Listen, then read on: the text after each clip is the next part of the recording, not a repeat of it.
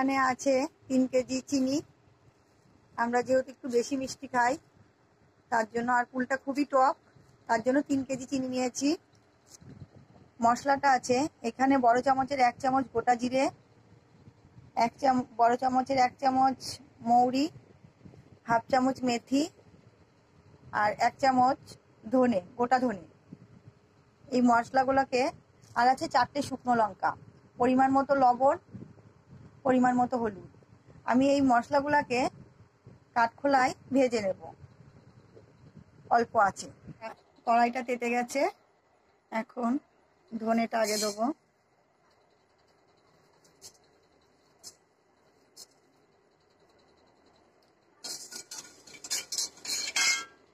আঁচটা আমি কম আছে, একদম কম আছে ভাজছি। তারপরে জিরেটা দিয়ে দিলাম, মৌরিটাও দিয়ে দিলাম,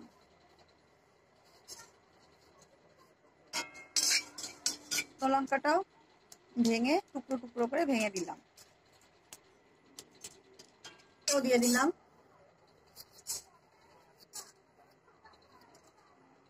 মশলাটা ভাজা হয়ে গেছে, আমি এখন নামিয়ে নেব।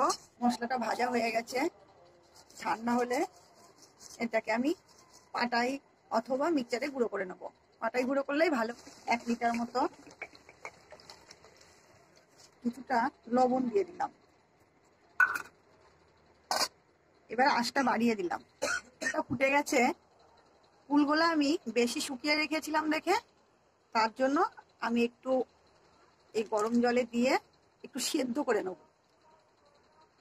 তাহলে নরম হবে, খেতেও খুব সুস্বাদু হবে। তাহলে টকবক করে ফুটছে, তা এটাকে আমি 5 মিনিটের জন্য এই গামলাটা দিয়ে একটু ঢাকা দিই, তাহলে এবারে সিদ্ধটা হবে, কুলগুলো একেবারে নরম হয়ে যাবে।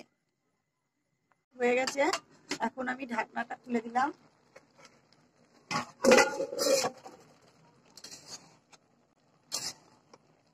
খুব নরম হয়ে গেছে কুলগুলা।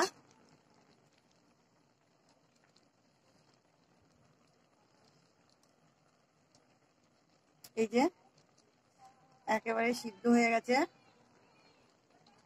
একেবারে শুকনো ছিল আর খুবই নরম হয়ে গেছে একেবারে। এখন আমি এই কুলগুলাকে নামাবো। 250 গ্রাম মতো জল নিলাম। এখন চিনিটা দিয়ে দিলাম।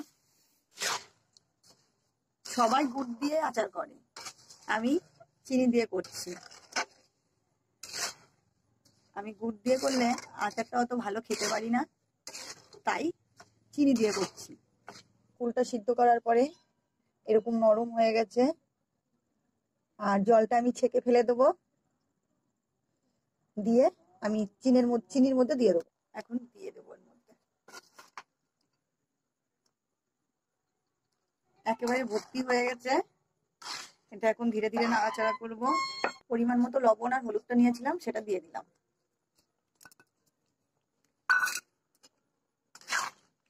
আমি এখন খুব সুন্দর করে আলতো হাতে নাড়াচাড়া করব, যেহেতু এটা কড়াই ভর্তি হয়ে গেছে। আচারটা হয়ে এসেছে, খুব সুন্দর হয়েছে, নরম কুলগুলো হয়ে গেছে, কুলগুলো। এখন যে মশলাটা আমি বেটে রেখেছি, সেই মশলাটা এখন দেব।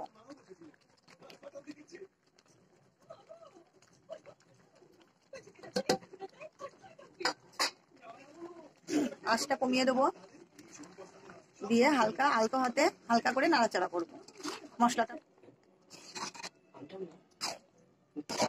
খুব সুন্দর হয়েছে,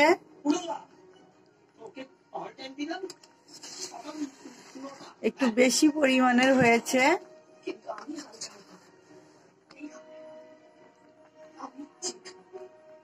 আচারটা হয়ে গেছে, এখন নামাবো, নামিয়ে ঠান্ডা করতে দেবো।